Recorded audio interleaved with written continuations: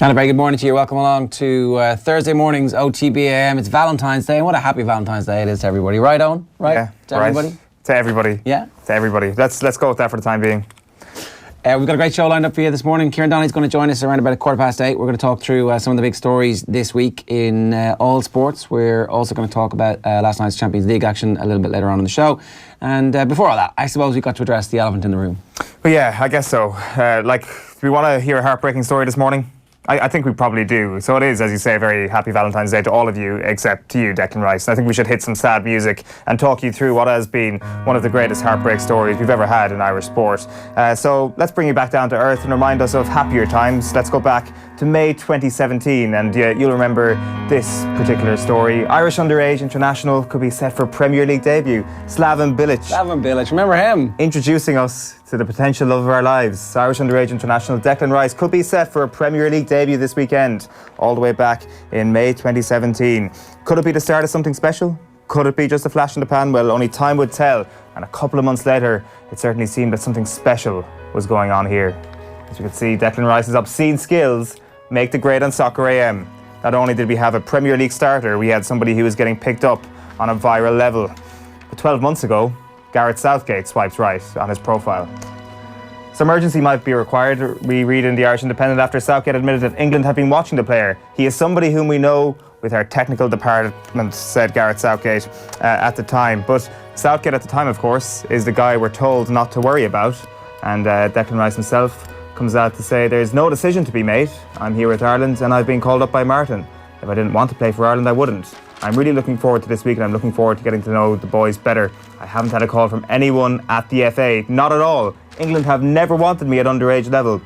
It has always been Ireland's. So that's from March last year. And we've got a history, I guess, of being burned by people who want to see other people, but not this time, because things were only about to get better and better and better and better. You'll remember this famous quote when he's asked about David Gold saying that he should play for England. I just have to stay focused and play football with a smile on my face. I don't read too much into the things and look at social media. It's all a load of crap, to be honest. Everything was rosy in the garden. We were looking forward to making happy memories. Maybe one day us and Declan Rice could be each other's other halves on Bebo or something like that. It was going to be a very happy relationship. But then, Declan Rice not included in Ireland's squad as O'Neill confirms England discussions. August 2018. We start to get jealous. We wonder, has he gone off with somebody behind our backs? And then we get angry. This has caused waves in various places. Chemical ban, not happy, but don't take my word for it. Well, the news hasn't been received too well by Kevin Kilban, who received 110 caps for the Republic. He posted this on Twitter in response to the news: I'd rather be ranked 150th in the world and never qualify again than have someone who has played but needs to think whether they should play for us again. Well done, Martin O'Neill, for transparency. Oh, to have a tweet read out by Jim White. I didn't know that. No, listen. You've sucked me in there, lad. I didn't know that. Even Big Jim didn't, Will. Yeah. We've had this from Kevin Kilban. Yeah, well. Capped 302 times for the Republic of Ireland. Lads, we shouldn't be laughing about this, honestly. I'm not happy with this. Genuinely not happy with this. This is poor. This is very poor. I know some of you lads don't agree with me on my feelings to what it means to play and things like this as well, and I know that totally. But this is not on. I genuinely think this is not on. 3 caps, all the messages, kissing the badge, and this was mentioned last week, and I immediately thought to the under-21 game when he made his debut in Turkey, then he went back to play for the 19s. Was it the night? No, it was the 21s. It was the 21s, yeah. 21s. It was Kinger's 21 side, wasn't it? So he went back to playing the 21s, and then kissing the badge and all that. The messages and the signals all indicated towards him being fully with us. He's had his head turned. Mm-hmm. Why on earth play for us in the first place to then consider going to play for a different country? Yeah, that's what I genuinely feel with it.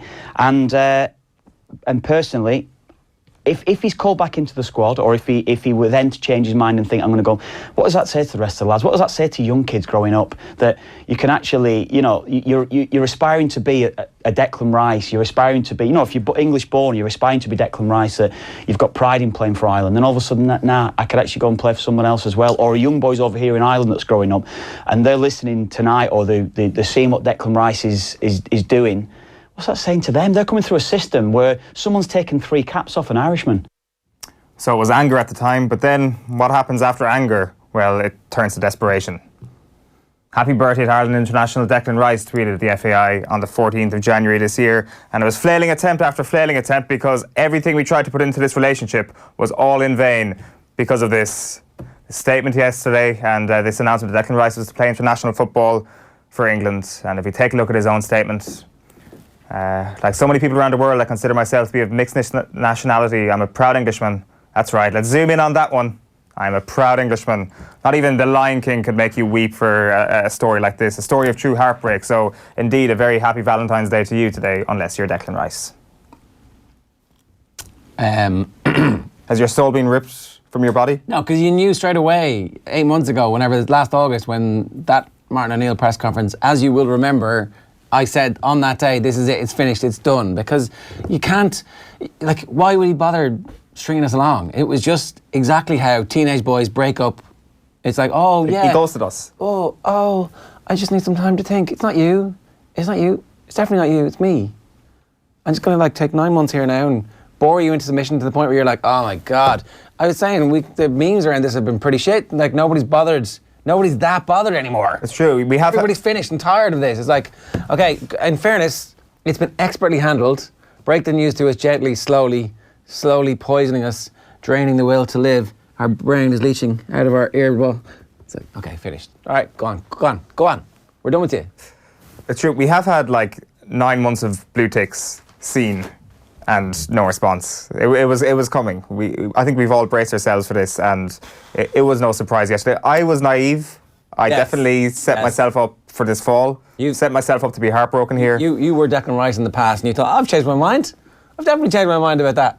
You know, at the end of the night when you're like, oh man, why didn't I just go with the one who brought me? I was, after the birthday tweet, and I read too much into what he liked on Twitter and liked on Instagram. I'm sure there was other people as well who kind of are romantics like me and thought that Declan Rice was finally going to commit, but, sometimes that just sets yourself up for a fall. I'm reminded of something that George Hook once said about the Progressive Democrats and the Fianna Fáil coalition. This is the first recorded instance in history of the rat swimming towards the sinking ship. And you're like, here, listen, if you want to be part of Brexit England, you go ahead, Declan, you align yourself with the shit show that is England right now, and don't come crying to us when people are eating out of bins in 6 months' time. Do you wish him well? Absolutely, I don't care about it. Well, see, that's the thing, you don't care about it, but do you wish him well? There's a lot of people who are saying, I want him to fail. I don't want him to fail. I absolutely don't want him to fail. I think that if he's there's apathy now. People who are saying they really hope to see him do well with England. Come on, you don't really care. It'll be one of us doing it. Is that what you think? If you're of a mind of that, it's like, oh look, there's one of our lads. Irish blood, English heart. It is Irish blood, English heart, isn't it? Yeah. That is. It's very wishful thinking. That also plays into the idea that the statement that was released yesterday kind of came pouring from the heart of Declan Rice. There was a carefully crafted statement. It was a brilliant statement.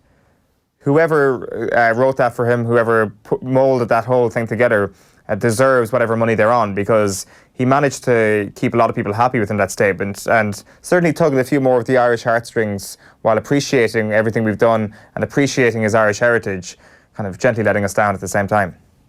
Yeah, I'm reading the lyrics to Irish Blood, English Heart by Morrison. It's the first time I've ever actually read them. I'm dreaming of a time when the English are sick to death of Labour and Tories and spit upon the name Oliver Cromwell and denounce this royal line that still salute him and will salute him forever. And then, he's also talking about I've been dreaming of a time when to be English is not to be baneful, to be standing by the flag, not feeling shameful, racist or partial. Did his views change a little bit? Did he maybe forget that he wrote that song, or did he actually mean it in the first place? He's probably forgotten a lot of things. That's what he's standing by now. It sounds like the sermon at a Declan Rice Irish career funeral. Yeah, Irish blood, English heart. I mean, look, in fairness, if his parents were Irish, born, it would be different, right? That would be much harder to take.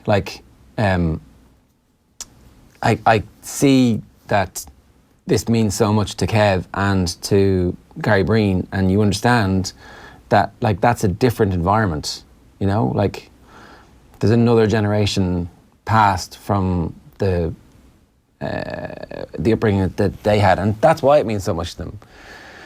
Whereas, like, we're kind of easy-osy. I think most people here are a little bit easy-osy about it. Like, you know, you come, you play, you don't play. There's loads of other people coming. Like, we're benefiting on the other side of the mass migration and globalisation of the planet. Like, Ireland definitely has a much broader gene pool, better athletes, and a better football team as a result of this. Some of these along the way you're going to lose. But it's the way we lost it. Yeah, we It's lost the fact that we thought we had it won. We thought it was game over. Well, we didn't have it won because Martin O'Neill didn't give him a cap. Well, And if Martin O'Neill had given him a cap, it wouldn't have been a decision. England wouldn't have come fishing. There would have been no phone calls. He wouldn't have had his head turned. And, like, you know, you can't say, oh, it would have been terrible because we had him trapped. But we didn't have him trapped. We were just like, well, you playing with the Ireland system, put him in the team. well, the thing is... And he was good enough to play in the team. That's the thing. Who was getting in ahead of him? Not going to name any names here, but they all know who they are. It's their fault. It's not blaming Martin O'Neill, it's the players' fault. I don't know, it was obviously that Moldova game that was the opportunity to play Declan Rice. There was also a moment in this whole saga where Was he on the Declan... bench for one of those games? Was he like... Did so. they literally just not kind of... They couldn't get the machine to work in time. It was like, bang. Is that it? What happened?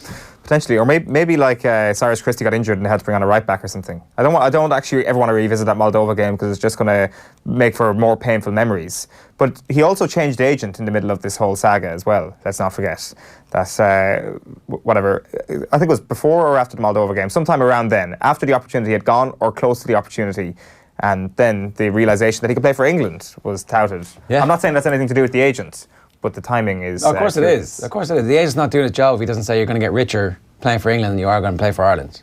You'll get like a 10 million boot deal as opposed to a 500 grand boot deal. What are you going to do? Like taking the whole decision into isolation, forgetting all the past and, you know, kissing the badge and all that. Absolutely no blame for me for Declan Rice for choosing England. Like, I take him at his word that he doesn't really feel anyway English or Irish, or maybe he feels a little bit more English than Irish. Whatever way, there's no sort of emotion pulling him either way. If you're thinking with your head in that decision and he can play for England, you're going to pick England. We're going to cycle through some of the great content that we've been creating around this. Here's Gary Breen, who was bitterly opposed to Rice's second-rate treatment of the Irish jersey, speaking with Joe yesterday. Have a look. I have issues really with not just the decision, but his statement. The very fact he says things like, it was not a decision that I expected I would have to make. Well, what do you mean? Did you not think that you may well come into the radar of the English squad, and as a result, if you didn't believe that, well, I'll take Ireland as the next best option. I don't understand the statement that I know a lot of people have grabbed onto now, that as a proud Englishman, well, when's this suddenly come about? In the last couple of months, you didn't seem to be a proud Englishman when you were singing the national anthem. So I do have issues with it. But listen, ultimately, can you not be a proud Englishman and a proud Irishman? Well, I'm sure you can in terms of his upbringing. He said that, but I think you have to make a decision based on who you believe. Now, he said he's pulled on that Ireland shirt, and ultimately, he's done nothing wrong in terms of the rules. But this is essentially what is the problem: is that rule has to change. Yeah. It shouldn't be a career move in national football. I've said this so many times that it should be our best against your best. And he's not alone. You know, like the England FA have had the scenario with Wilfred Zaha, who come up through their ranks and then declared for the Ivory Coast. So it will happen again with us. It will happen for other teams. But I just want to I want to get away from that. I want that rule to be changed. That you declare who you play for 18, and it can't be changed. Yeah, it's crazy. And the line that jumped out at you did jump out at me as well. He never thought it was a decision he'd have to make. It does really suggest that his career exploded in a way he wasn't fully expecting, and the attention of England came when he wasn't fully expecting it. Yeah, and also the fact that he could have played for Ireland and been captain, then would have been in the Irish system and it wouldn't have been an issue. So, like, Martin O'Neill does definitely have to bear a little bit of the responsibility for this. If they just capped him, it wouldn't have been an issue. Okay, so the second part of this, obviously, there is another view. Kenny Cunningham was very reluctant to condemn Rice for his decision, said it was reasonable. Have a look. I had the opportunity to work with Declan on the under-19s, only for a short period of time, so I saw firsthand in terms of how he interacted with the players in the under-19 setup, in terms of how he felt being part of the international setup at underage level, what the jersey kind of meant to him, and it came across as 100% genuine to me. He absolutely loved the environment, loved his teammates, was very proud playing for Ireland and proud of his Ireland heritage, although English born. Obviously had roots in Ireland and was very proud of him. When the opportunity presented itself to play at underage level, he took it. Obviously his circumstances have changed. He he found himself with a big decision to make some time ago to take the next step forward on the international stage, senior international, or to take a step back and weigh up his options. And that's what he decided to do. It's not an easy one to speak about. I've given this one really kind of dwelt over this one over the past kind of years. Not just Declan. Like, very easy for me to come on really radio and kind of trash Declan to a large extent. Is that we don't need here. Who the hell does he think he is? But I can't put myself in Declan Rice's shoes. I genuinely think Declan's English born. I'm not particularly sure there was a particularly strong Irish element to his upbringing in terms of the Irish community where he grew up. I think the association with Ireland with his grandparents, I think. But he would have grown up English friends and probably consider himself English. And at the same time, very proud of his Irish heritage. And I think he can have both. I don't think it has to be one or the other, Joe. It's the voice of reason there, Kenny Cunningham. Last night on Virgin Media Sport, obviously they were talking about this. Here's Kev talking about his dismay with Declan Rice's polished statement and the mockery it made of Ireland's recruitment system. It's something that I've said probably all the way along. I can't understand his decision to play for us in the first place. The line that jumps out at me immediately on it, I'm a proud Englishman. If you're a proud Englishman, you don't come and play for us, in my mind. You do not actually make yourself available. And it's been dragged on now for, 5-6 months or however long it's been since he decided against taking the call up for the Nations League. It was done then. It should have been, it was clear cut in my mind. I personally wouldn't have picked him again after he made that decision to turn the call up down because he'd had his head turned, it was done. He clearly, if you to believe these words, though, felt conflicted by it. He said he was a proud Englishman, but he also obviously, if you believe his statement, felt he was a proud Irishman as well. And therein lay the problem. Well, I'm sure that the statement's been made for him, hasn't it? And he's had to proofread it before the statement's gone out. I'm sure that is the case. How this is how this would normally work. I would have taken that line out if I was him within it. If he doesn't want to antagonise people any further just by that line alone. But yes, good luck to him. Fair enough. Good luck to him. I've got no issues with that at all. But the suggestion that Mick McCarthy should go and chase him, that Martin O'Neill should go and chase him, I don't buy that for 1 minute. You know, we might need to look at this rule again now. I think FIFA seriously have to look at this rule that you can play for one nation and then declare for another nation. I don't believe that any player should be able to do that. And this just makes a mockery of it. And I think it makes a mockery of our system as well, that we are actively going over to England, we're targeting players at junior football, knowing full well that they can make this decision if they go and progress to the system. It was different 10 or 15 years ago, we know that. It stinks in my mind how it's come about and what's happened, yeah. Yeah, fair enough. OK, here's Graham Souness, the honest broker in all this. What did he make of it last night as part of Virgin Media's Champions League coverage? Have a look. Chat about it. I was trying to put myself in that situation. You know, when you go and play for your country, you get caught up in it. You know the national anthem. You know, you're proud to wear that shirt with a badge on it. I would have found it very hard if I had gone down that road where I played youth football, I'd played under 23 or under 21, and then I'd played a friendly from a country, to walk out and I don't think me as a person would have done that. I look at that statement, which has been drafted by a lawyer or a PR consultant, agents, and it just oozes, for me, that his advisors are telling him, for you to fully, I'll use the word, cash in on your career over the next 10, 12 years, you're better there's no guarantee to play for England, far better being an English international.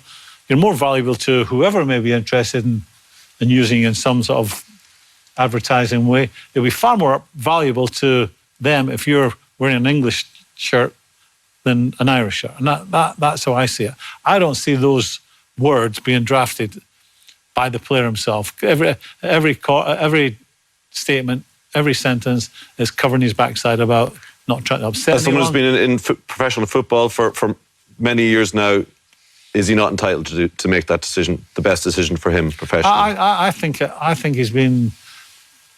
I think he would have been coerced into making that choice. I think someone had a big influence on him. I come back to what I started by saying, that once you've played for your country, there's an honour about it, isn't there? Tommy, it'd be impossible when you line up for the anthem, it's the proudest moment in any sports person's career. It's the proudest moment, bar none.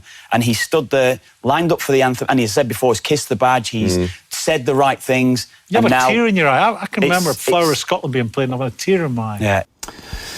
Virgin Media Sport is the new home of European football in Ireland with more than 400 UEFA Champions League, Europa League and Nations League games live this season. Virgin Media Sport is exclusive to all Virgin Media TV customers who can also download the TV Anywhere app and stream all the action whenever and wherever they like. It's it's very easy to say that, that view kind of contrasts with everything that modern footballers are thinking about, but I would honestly believe that there are plenty of people playing football today who would also have a tear in their eye listening to their own national anthem. It's just that nationality is a very complex thing, and has it become a more diluted thing in terms of the amount of people who actually feel very strong about their own nationality? Perhaps it has over the last couple of decades, and you get more evidence of people like Declan Rice coming along. And I think I just think that there is a sort of projection of Graham and Kevin's own view of nationality onto Declan Rice here.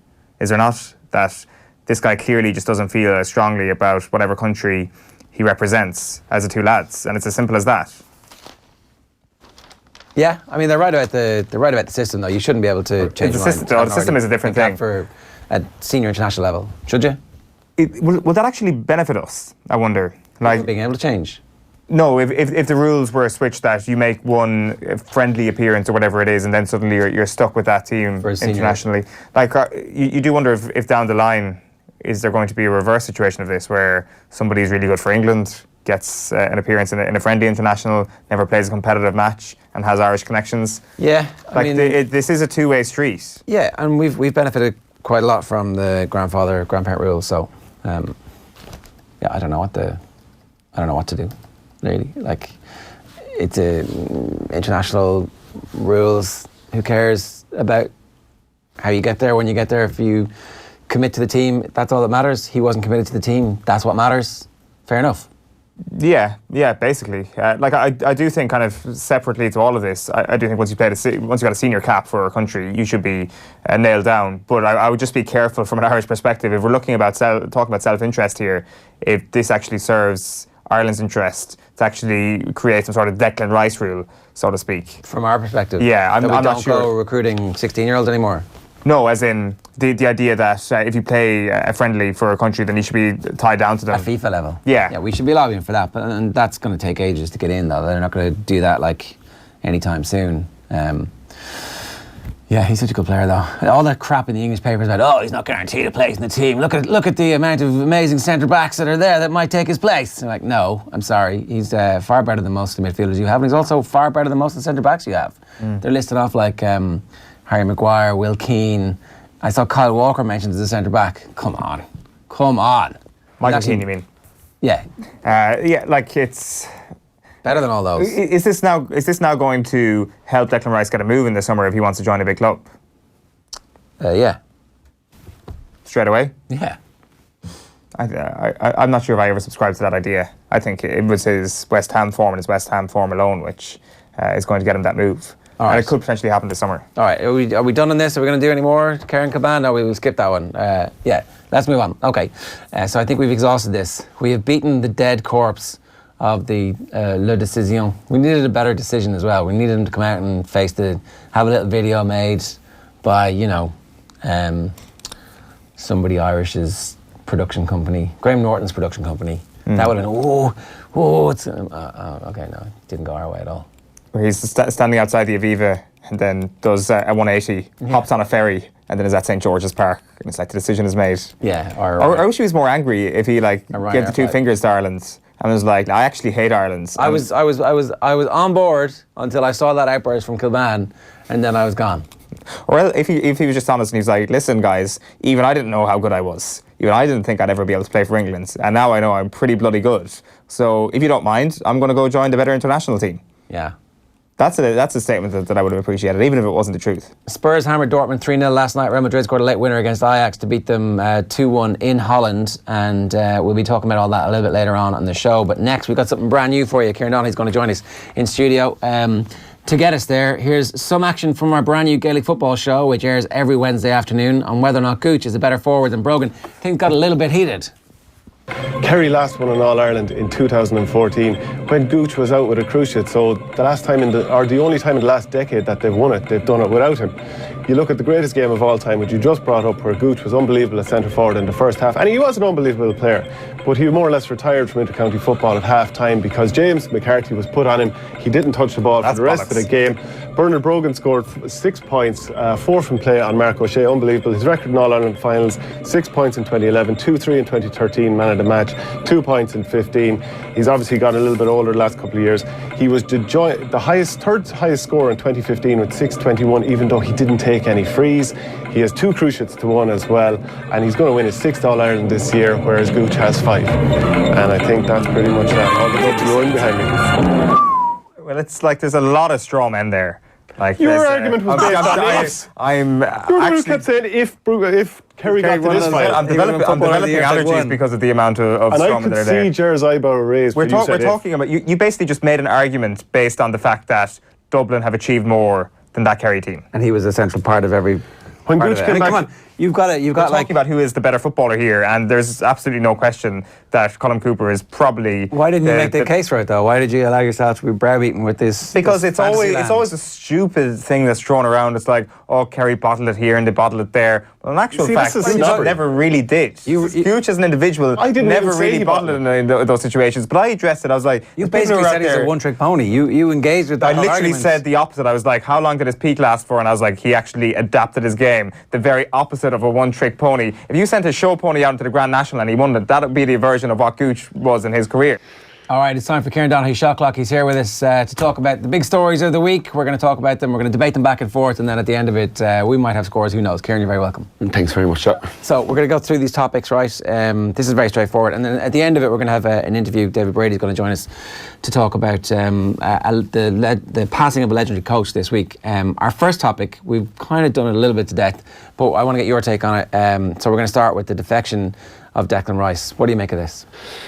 Yeah, I suppose, look, it's disappointing. He's, looked like he was going to be a great player for Ireland. We were all delighted to have him. Then he's got his head turned by England. You're kind of going, the minute I heard it, I was going to be worried because the quality of the player.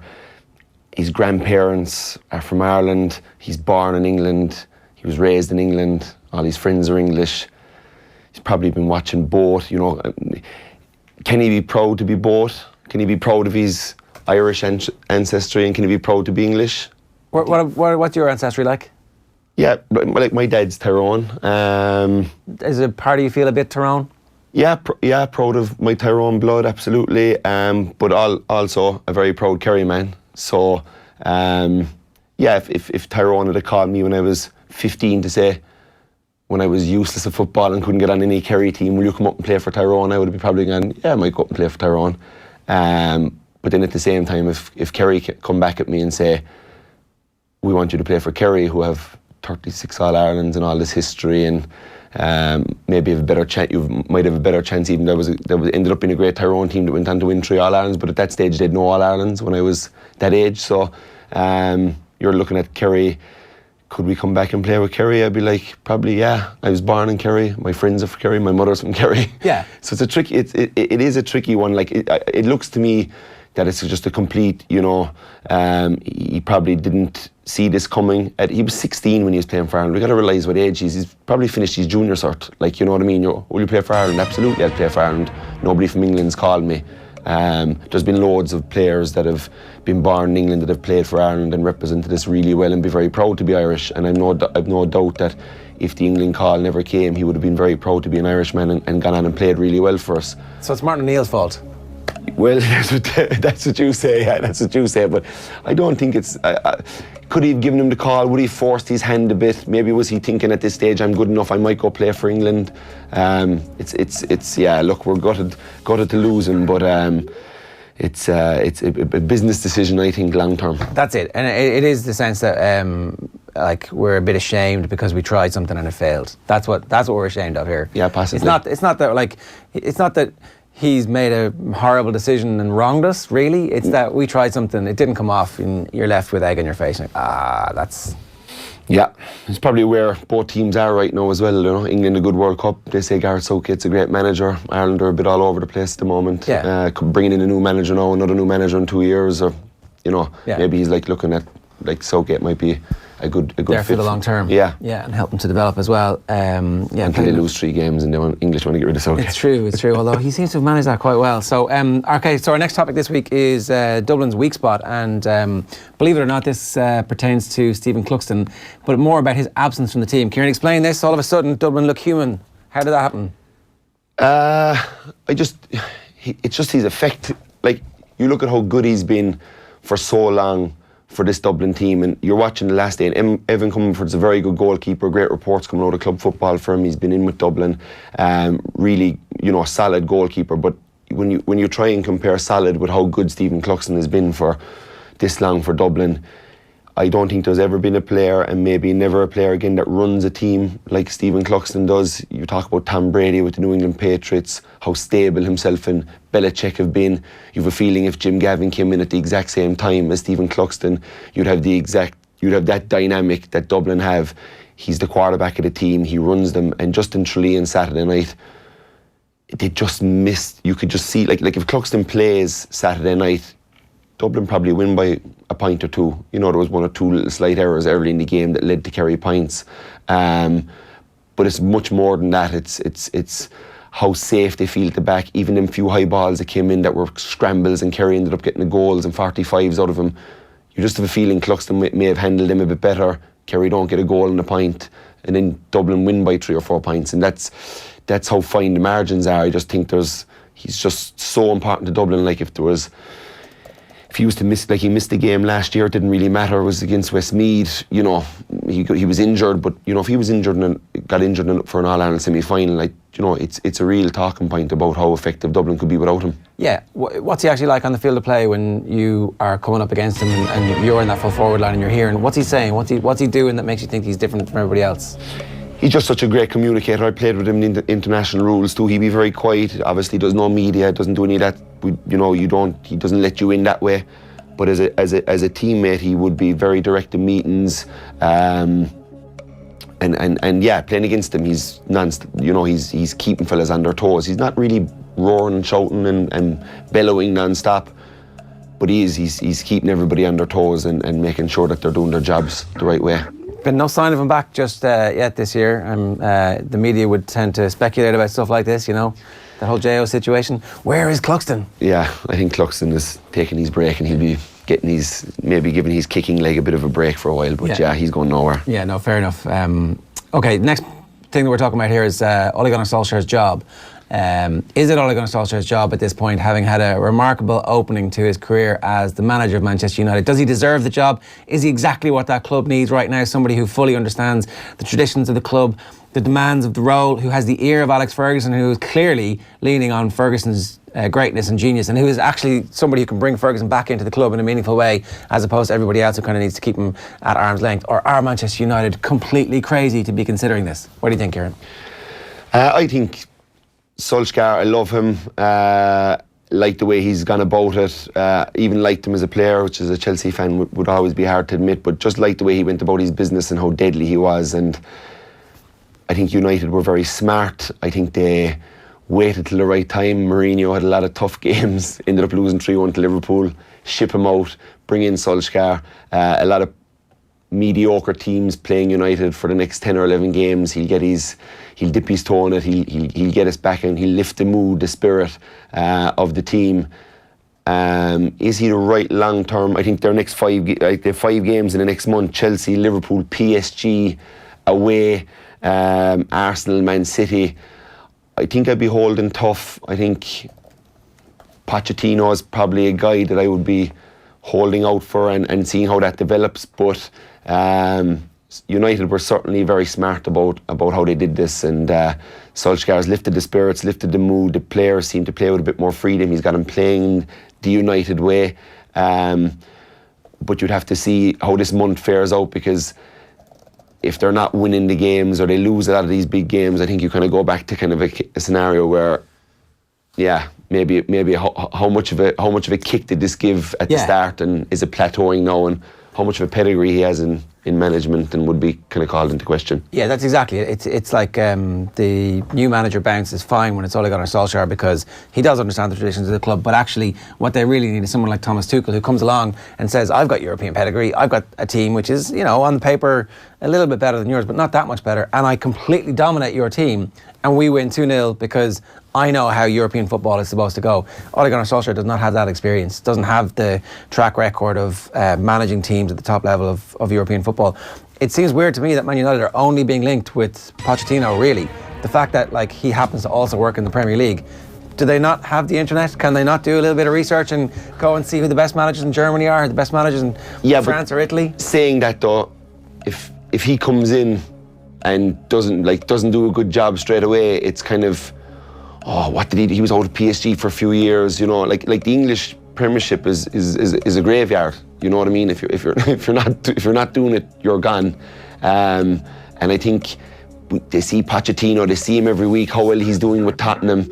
He's just a much if they didn't go at, but he's safe, but he's a good manager. That's clear to do what he's doing with Tottenham with the resources he has and the money that Daniel Levy's given him. When you think back to the result, the Man United Spurs result, and everybody going, it's Ole Gunnar's now, and there was all those memes of Solskjaer moving him out of his seat and all that kind of stuff, and then they go to European football, and despite the fact he's missing all his best players, Pochettino still puts out a team that can win 3-0 against Dortmund, who are really good, and it's not even close, really. Man United didn't get to the pitch of that game in any meaningful way. Now, granted, two very important players go off at half time, so maybe it's unfair. Yeah, I think that possibly might have rattled him, but you look at it and he did beat Tottenham. They scored earlier on. Rashford, it was a tight kind of game for the rest of it. Could have gone either way. Yeah. They beat Arsenal. But the rest of the teams, they were teams that you'd be fancying United to beat. So yeah, it's true. Solskjaer is a tricky one. The real die-hard United. If I was United, I'd be saying give it to Solskjaer because my heart to be overruling my head. But I still think they should wait it out. Yeah, 6 months time, you'd be like, oh man. Yeah, see how this next month goes, and never mind 6 months. Next up, we've got Sean O'Brien. So the news came through that Sean O'Brien will be leaving Leinster after the World Cup. He's going to be joining the London Irish Revolution and making loads of money for himself at the age of 32. Given how little rugby he's played over the last number of years, is it right that will automatically mean the end of his Ireland career, or does Andy Farrell decide, screw that, I'm picking Sean O'Brien, irrespective of who's available to me, because he is one of the best players, one of the best rugby players ever, according to Ronan O'Gara at the weekend. Not just one of the best Irish players or one of the best back rows or one of the best sevens, but one of the best rugby players, which is high praise. So what do you do here? Firstly, Sean O'Brien, Jesus, is there anything better than the Tullow tank, putting it under his arm, looking at somebody and taking off, charging for them? I think an inspirational player for Leinster, been unbelievable to watch. For Ireland, there's no other player that gives you that buzz that when he picks a ball and goes, that he's, Peter Manny's coming into that, elk now, but Sean O'Brien for years has been absolutely unbelievable, and, to soldier through all the injuries and to keep coming back. And yeah, he owes Leinster absolutely nothing. Had an unbelievable career with them, brought success that they'd never seen before, along with the rest of the great players they had in that team. Around for the best age of Irish rugby ever. And, now moving on to a new challenge, which for him I'd say would be an exciting thing. I don't know what Catley's going to have over in London, but I'm sure you get somebody to look after that. But do you pick him? It's a tricky. If rules are rules, and there's a grey area in this, Johnny was allowed to go to France and play, and we see Simon Zebo hasn't worked out, and Sean might be and it might be an age thing, it might be just a manager's feeling towards them, but I think Sean probably knows that this decision is going to change that up a small bit and probably means the end from an international. And he's probably looking at it that he's 32, he's had a few injuries, and that's a lot of, he'll get a bit more time to be right and rest and recuperate, I think, over in London Irish. Yeah, and also I suspect if you're London Irish, you're signing Sean O'Brien knowing that he can't then go off and play for Ireland. That's part of the deal that they want. I would say it is. like, mind him. And that's why they're happy to pay him the money that they're paying him. But like one of those iconic figures in Irish sport, that it was interesting too. O'Gara said that, you know, when he was in the Ireland camp, he united the Munster-Leinster factions. It wasn't like, oh, here's another Leinster lad. There was he's just got this real. I've met him a few times, and he's just got a real good way about him. I can see him being great crack. He's very good on Instagram. He's rooming with Peter O'Mahony lately. He's inside. Peter's walking into the room. He's got the camera on him. Hey, you're rooming with me. And Peter's like, oh. He's like, do you miss me? And Peter's like, no, I don't miss you. Half tick, because there's a bit of banter going on between them. But he strikes me as an unbelievable teammate. Really down to earth guy. You know, even the money that London Irish are paying, it's big money, but really for what these guys do compared to what the soccer players are getting, it's, you know, some of these soccer players are earning that a week, which is scary considering what these rugby players put their body on the line and how they put their body on the line for their clubs and their countries. And Sean O'Brien was no better man to put his body on the line. He put his head where most people wouldn't put their feet. It's obviously quite a while away, but I would like to see him involved in Irish rugby in some way, like as a coach or as a recruiter or something. There you go. And you saying shut up. All right, so let's move on. Sorry is next. So this is going to be particularly interesting because it turns out Kieran Donaghy is a Chelsea fan and knows exactly what he's talking about here. This is something that we've seen a lot. A manager comes in, says he's going to lay down the law, and sometimes they lay down the law successfully for one season and they win the league. The most successful team in English football over the last decade has indeed been Chelsea in terms of league titles and all the rest of the stuff. But is it right, the way that Sarri is being treated by his players in particular, and what does this say about the state of the club? Is it just Chelsea or is it everywhere? It's a bit of everywhere. I think you're looking at the Sarri ball when he came in first. Chelsea were flying. Personally, I was loving the way they played. You know, he was signed to bring in this new type of football. Really successful in the first few months in the job. A few hiccups here and there, you know, rumblings about players not being happy and players not being this and players not being that. And I think there's an overall thing that's kicking into English football, probably maybe football around Europe, is players downing tools for managers. You know, I think it's a real question that has to be asked. If you have a falling out with the manager in the Premiership and you're a high-profile player and your team has a few shaky results, you know, do you go to the next few top players and say this fella isn't good doing it, this fella isn't good enough, and then all of a sudden are we getting to the point where players stop playing for managers? And I was at a game years ago when Scolari was struggling with Chelsea, and I could see Drogba, who was stopped playing, and Gus Hiddink came in and Drogba scored 11 goals in the next 7 games. It was just a completely different type of player, and I think, you know, I hope that this doesn't happen in Chelsea at the moment. I think it happened a bit with Mourinho at United. Yeah, he was falling out with players and they didn't like the style of play and it was going bad. But I do think a certain high-profile players there just maybe said, you know, we'll have a few bad games for this fella. He'll get the bullet and we'll get someone new into managers and everything will be rosy in the garden again. If it was Kerry, if it was a club team or a Kerry team and you're falling out with the manager, you have to sort it out or you just won't play, you know. And I think unless you're Cork, obviously, in which case you go on strike. Yeah. You get rid of the manager again and again and again. Yeah, maybe. Yeah, I don't. That's a rarity more. So I don't see any of the Chelsea players or the United players going on strike. They're doing it in a far sneakier way, I think. Is there a counter argument though that these careers are so short and they want to be successful, and that ultimately that there needs to be some player power to suggest that, okay, we really respect you and your track record as a manager, but what we don't respect is the way you're going about your business at the minute, and you need to change as a manager. There needs to be some way for dialogue to be possible.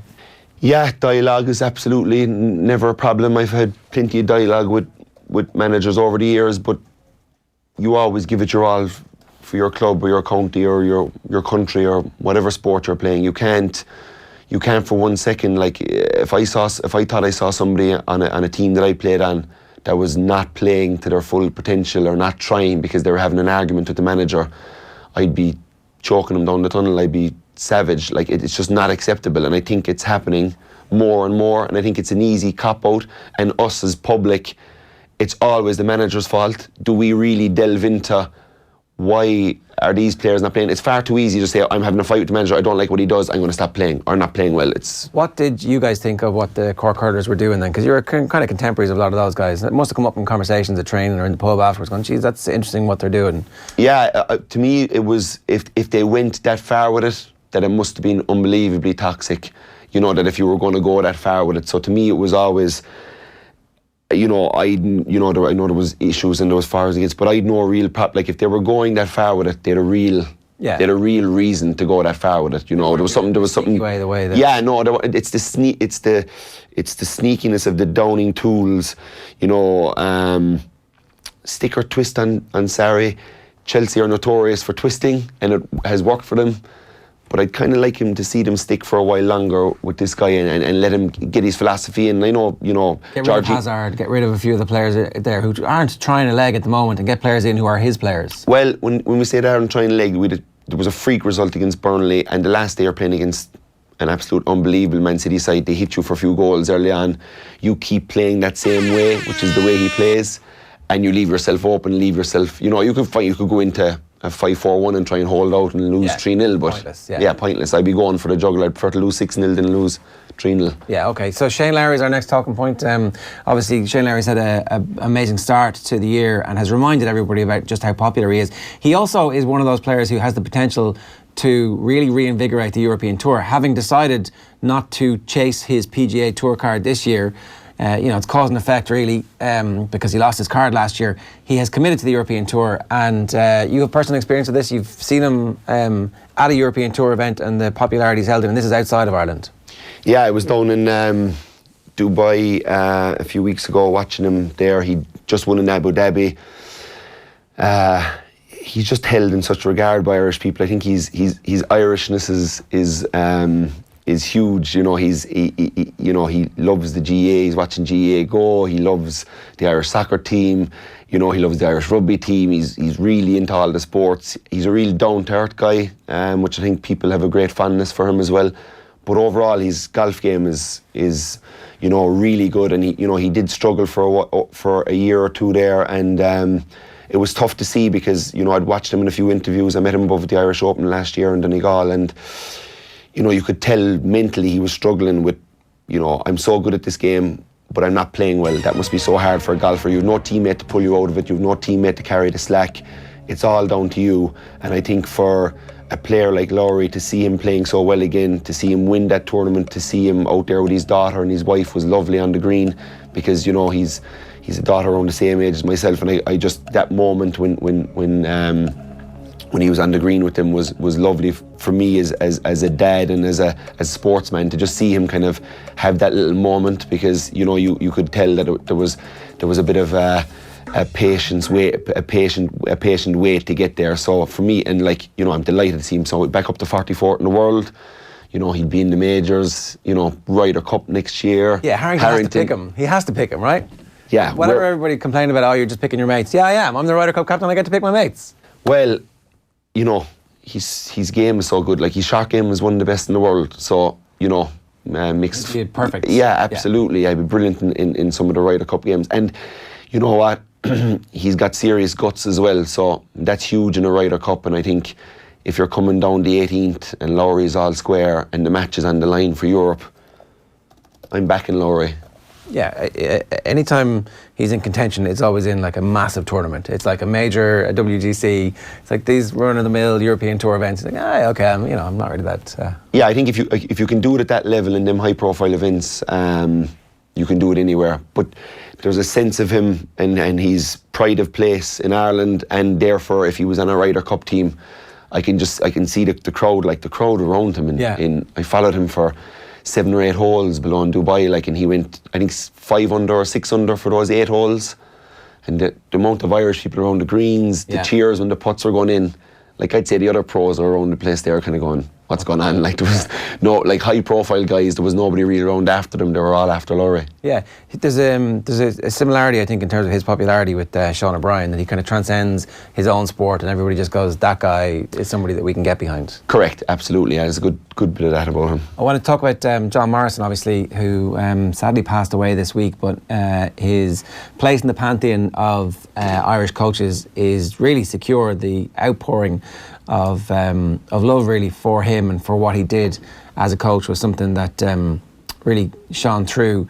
He worked with a load of different teams all right around the country, and this was something that you wanted to talk about, Kieran, because you felt like he was a bit of a trailblazer in terms of just thinking about the game. Yeah, just reading a lot of the reports that I've seen over the last 2 days is he just seemed to be that kind of step ahead, you know, from a long time back. You know, he was doing a lot of scenario-based training where it was kind of all drills at that time, you know, so very interesting. Never really came across him, but played again, you know, he was a manager of Mayo in 2006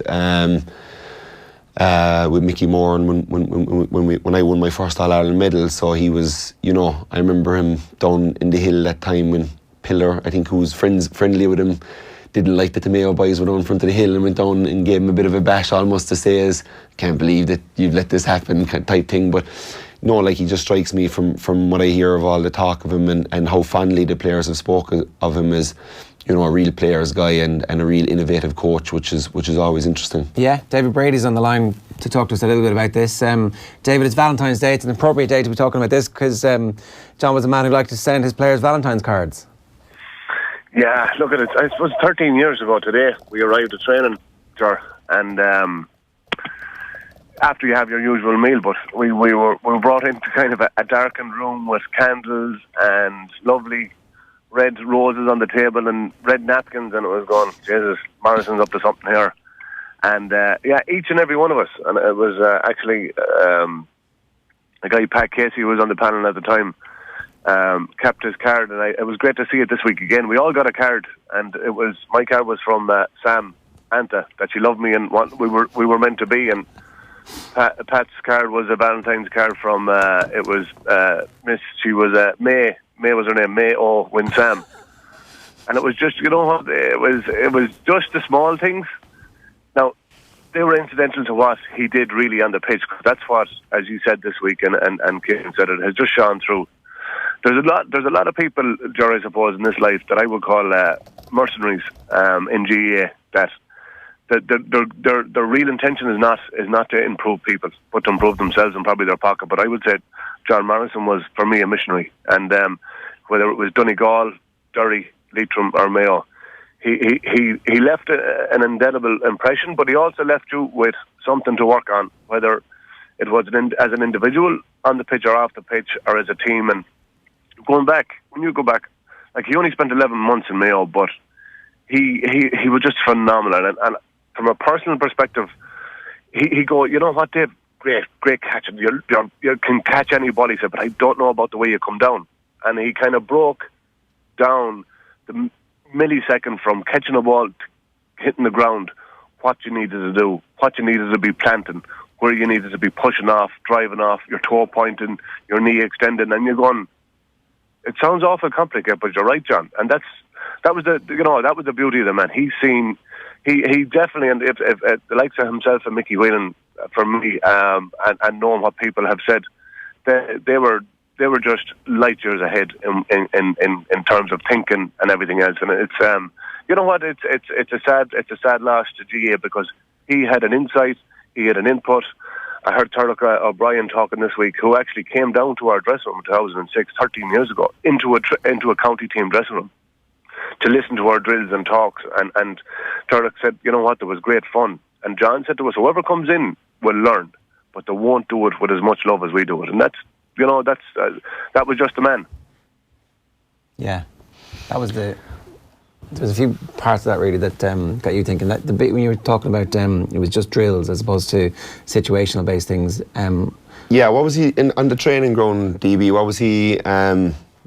You know, what kind of separated him apart? Was it like, obviously what you're talking about, the cards there is almost, there's a bit of sports psychology in that, probably ahead of its time, but was it a lot of scenario based stuff? Was it really new to you as a player 13 years ago? Because I know it would have been, it wouldn't have been something that would have been done at that stage.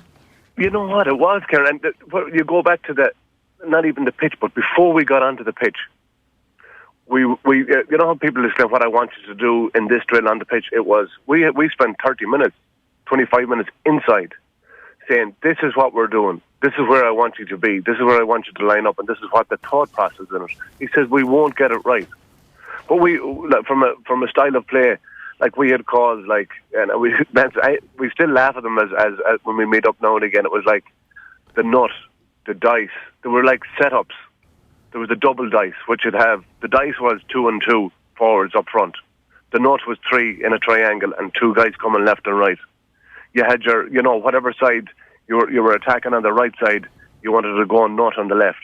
You wanted to go dice on the right. It was just like, now you could actually picture, and you know what? It gave from us and Mayo. Now, Barry, you sure are boys hammering us in a final, but it just gave us that kind of freedom as players to say, you know what? Let's create space for each other and let's work for each other, because it probably wasn't there in a lot of occasions in the build-up to that. Yeah, like calls are something that are coming, so popular now with kick-outs and, even forward play. That sounds super interesting that was going on 13 years ago, because I know we would have never been, I don't think we would have been talking in them terms 13 years ago. Like 11 months, got to an All-Ireland final, had a really good year. Obviously, would you have, should Mayo have kept the 2 lads? Would you have, what was the future holding for you at that stage? Was everything going well? Because, that game was a bit of a freak game in 2006, the way it unfolded, we'll say. But, you had a really solid year that year. And you know what, guys, guys like, if you take example, Kevin O'Neill, for example, who had kind of came out of the wilderness altogether, they just said, you know what, these guys can play a ball. Mm-hmm. And the way that Mickey and John set us up, it was that kind of freedom that they got. But you know what, I never seen John Morrison from after the All-Ireland final in September 2006 until about, I'd say, 9 years later.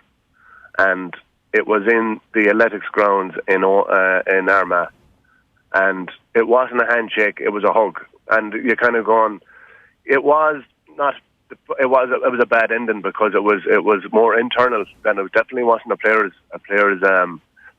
that had any say in John and Mickey not coming back after year 1, 11 months reaching an Ireland final. It was an internal county board matter, okay. But we would have loved. I'd have loved for him to stay. But you know what? And this is the truth, and everyone across the country is coming out and saying it this week. He stayed in touch with so many, whether it was managers or players, and he was giving out advice left, right and centre every single day of the week to every corner of the country, and you can see it in guys that is writing. I think Kieran Shannon's article this week, Declan Brothers, they're fantastic examples of what he still did behind the scenes. And I know from a certain amount of Mayo players that were in the panel at the time, and Andy Moore would be an example, they still had time, and the players still had time for them, and you can never stop learning. But I'd always say, if we could harness what John Morrison has given people, or if you could collate it, and because his articles were brilliant, he definitely was a missionary, because he wanted to spread the word, and that was of football and how he thought it should be played. And he was you know what, he was great crack. And I go back to the belt in the back, the pillar gave him. Did he send you in to belt me in the back in that final in 2006? Because I should have done more than belt in the back. Well, I tell you one thing, you did enough of it when you came in. The whole thing with Pillar, he goes, I bet you it was Morrison that put them up. And John was going, Mickey was going around and saying, how dare you? And Morrison, all he was saying was, I love you boys, I love you. Because he loved something like that. And again, Pillar respected, because Pillar had learned from him, or been in contact with him, and still afterwards, as many intercounty managers were. And you know what, there's you could spend your lifetime in a club, Kieran, or a county, and not come across someone that says, you know what, you really made an impression. And what people said this week, and a sad passing was, it was the way that he made them feel as well. That was a big thing with John Morrison. And just to confirm, DB, it was all entirely your idea, and you were happy that John Morrison has carried the can all these years with Pillar. No, you know what? Fair play to John. He thought inside the box and outside the box, And you know what, boys? It's great, Kieran. All the best for the summer, and I hope you find your feet. I hope you find your tongue. Get a little bit of confidence. You're not worried about me finding my tongue, are you? One thing you need to stop doing, boy, you need to stop buttering me up. Someone said to me, Donaghy's on all week and all he's doing is buttering me up. But hey, we'll cross swords during the year. I look forward to it. No bother, boy. DB, good stuff. Thanks a million. Cheers, boys. All right, that's the first one of our shot clocks down. The graphics didn't work. What are you going to do? We're getting there. We're getting there. Yeah. So if anybody has any ideas for us, though, they can email us or hit us up on any ideas for topics. We're open to them. Yeah, absolutely. Yeah. It's just about a bit of to and fro. I'm sure it was a bit, we had a few topics to get through that we both agreed on today, but I'm sure next week we'll change. Yeah. We're going to start a WhatsApp group so we can start our disagreements. There's loads of disagreements in WhatsApp groups. Don't worry. That's a show in itself. That's coming. All right. Here is Jamie Clarke talking about his struggle to identify a work-life Gaelic football balance and the transformative impact that a spell in New York City has had. Here he is in conversation with Joe last night. I suppose that's why I maybe pushed the media off for a bit. It was kind of one of those things where post-2017 season, like I knew I was going before that, and I think when I did return, maybe wasn't ready off the pitch, that is, so just my own personal space and getting things right career-wise, and just ultimately being happy. I think maybe we've all probably been a wee bit too shy in saying that, and I suppose it's getting those things lined up as well outside of football. So expand on that for a second. You had this year in New York in 2016. Yeah. An enjoyable year, a good year. Yeah. You're trying to get your career in a place. Exactly. So there was always the passion with the football. Like that was never an issue. That was never in doubt. It was just trying to get something else that was right for me and so I could do the right thing. And it was fashion, wasn't it? It was. And again, the grass is always greener. So I'm in New York, and I don't have the football, so it's something had to give. And I think ultimately it was just about finding that balance. So when you came home from New York in 2016, had you got your career to a point where it was good, or did you come home from New York in 2016? It was. It could have been grand, but I'm not comfortable with grand, if you know what I mean. Jamie Clarke's book is going to be a good book. Even if he was to write it now, it'd be a great book. But there's a second act, maybe it's actually a third or fourth act to come in his career. And as somebody involved in the GA, that's definitely worth digging out just to see how he's using that as part of his life and how he's implicated it in the rest of his life too. So he's got big plans, and we wish him all the best. And stay tuned to that story. Hope you enjoyed the bit with Kieran Donaghy. We'll be back next week, and we're going to be doing that as often as we possibly can here. A whole new adventure. So if you didn't like it, feel free to suggest changes, and we'll take them on board. Got big tunes, we can take it. Owen, how are you? Very well. What's going on? Not much. Declan Rice is still an England player. Oh, sorry, he's not an England player. We can keep referring to him as as an Ireland international. Potential. Can I just make the case for the FAI briefly? Right, I hold no candle for them.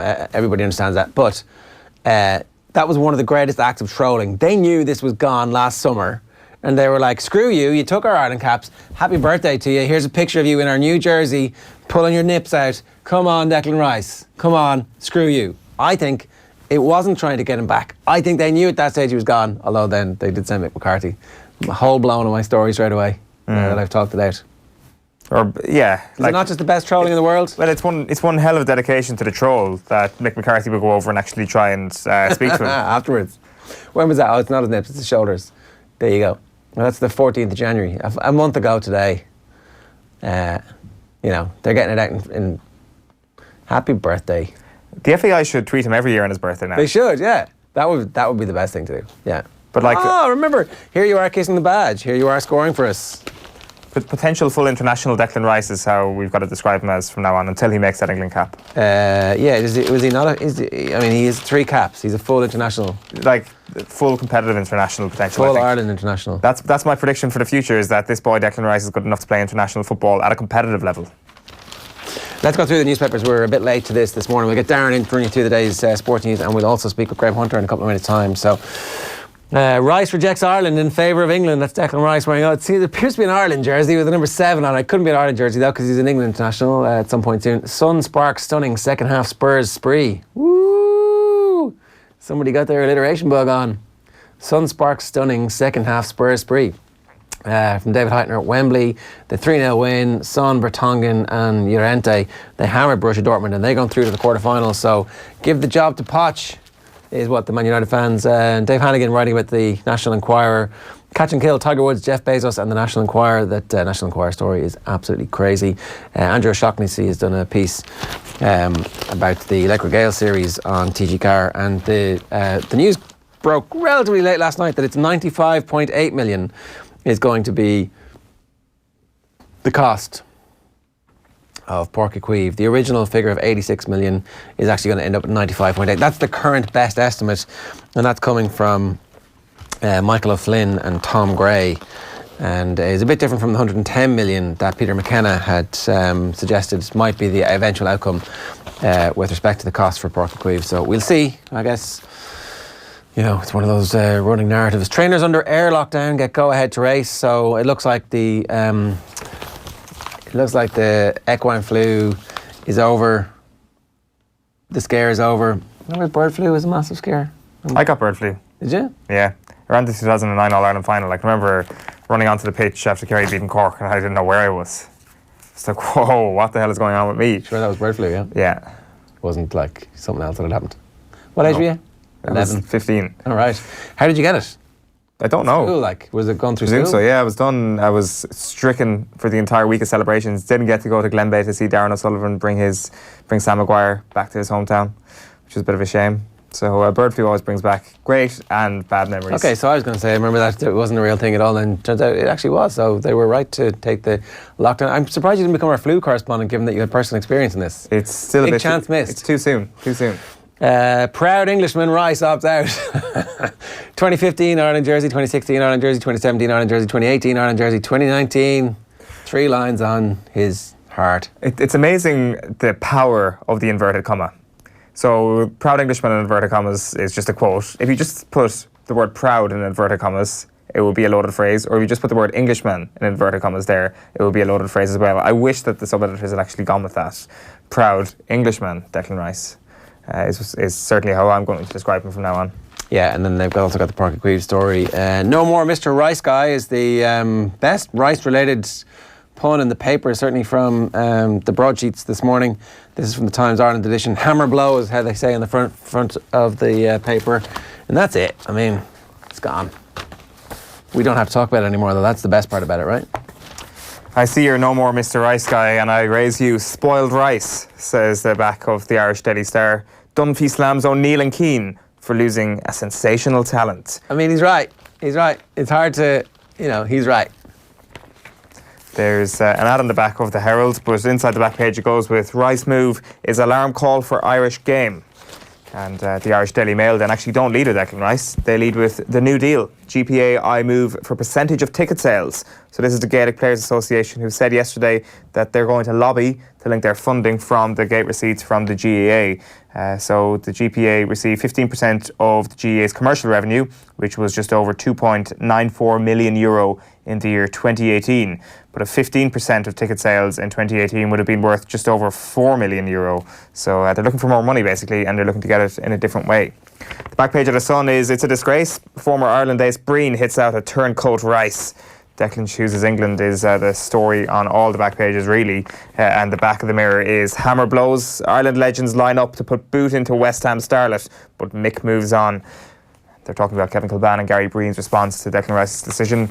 And then a couple of the UK sports sections. The Daily Telegraph go with white hot Tottenham. Pochettino's side produced superb performance to put one foot in the Champions League quarter-final. And then it's Jan Vertonghen on the back of The Guardian. Blown away. Vertonghen's volley hands Tottenham the initiative. Good old night for Spurs. Yeah, an amazing night for Spurs. And like I don't think, obviously we've been obsessed with the Declan Rice story over the last 24 hours, but you are comparing and contrasting what happened at Old Trafford with what happened at Wembley, and suddenly that result between Spurs and Man United seems far less important. That's one league game. This is progression to the quarterfinals of the Champions League. That's a big deal.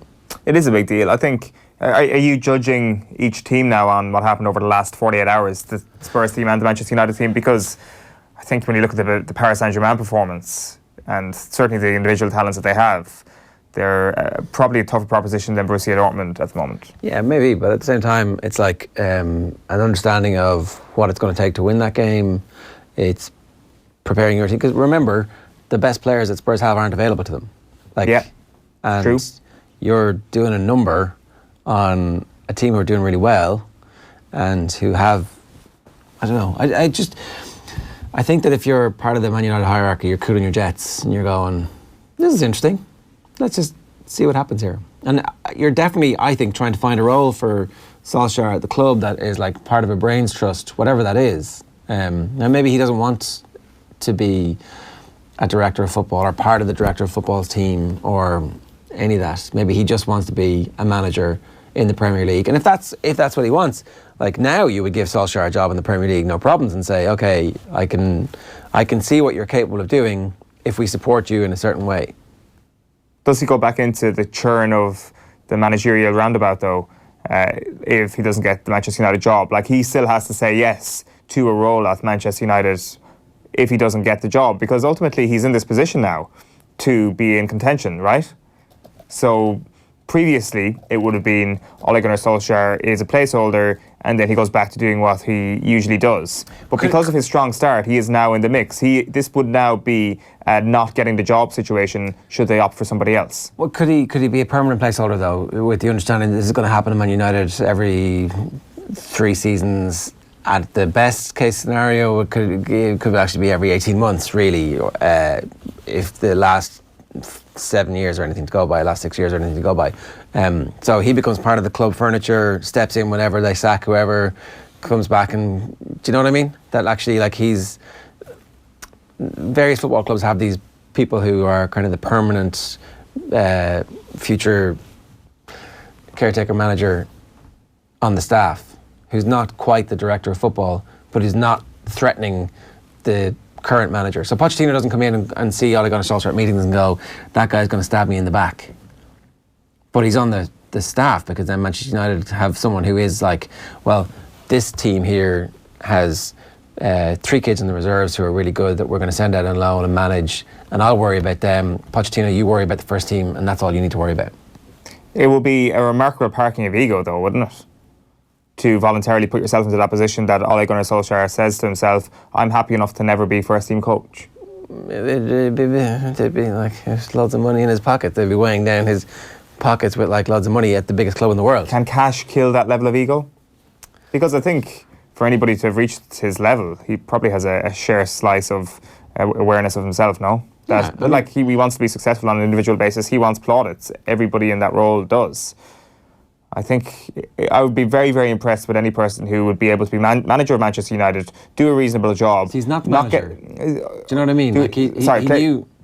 Just to finish the point, do a reasonable job, not get the job, and then be happy enough to say, I will support the guy who beat me to the job. He's the interim manager. And that's what they said when he took over. Things have changed. They haven't. He's on the same contract. He's on the same contract. And things have changed in terms of his relationship with that vacant job. He's done a really good job, and he's put himself in the discussion for it. But he must know that, like, the experience that someone like Thomas Tuchel has, and I'm just using Tuchel because he's the person who's most recently rolled into town and completely beaten his team while missing some of his best players. So the Man United hierarchy must be looking at, okay, how did that guy get good? Look at his career path, and maybe Ole Gunnar Solskjaer's career path isn't a million miles away, except that it lacks that success in a league that shows he can do it over a sustained period of time.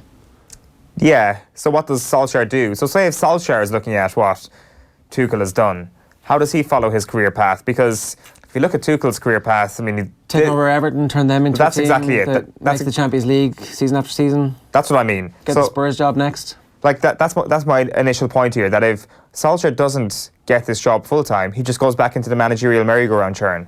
That is what happens here. He does whatever Tuchel did with Mainz.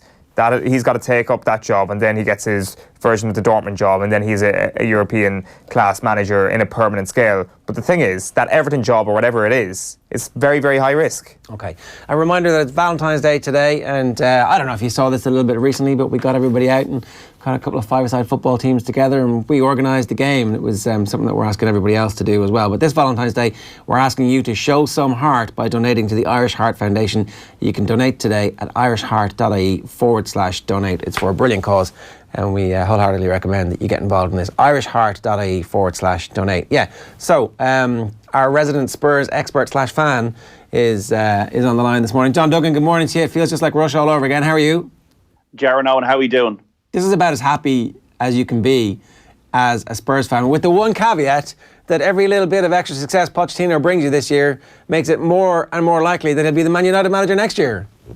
Well, I don't know about that. I'm more worried at the moment, lads, about Spurs always letting you down in the end, which is always what has happened with Tottenham over the last 32 years of following them. I'm breathing rainbows at the moment. I put up on Twitter last night that I'm breathing rainbows, and it's very hard not to breathe rainbows after walking up to my local tavern, drinking a sparkling water and watching that last night. Jan Vertonghen, we've already seen the Superman memes. What a performance to beat the Bundesliga leaders, to win. I think they've won now 4 games in a row with late goals.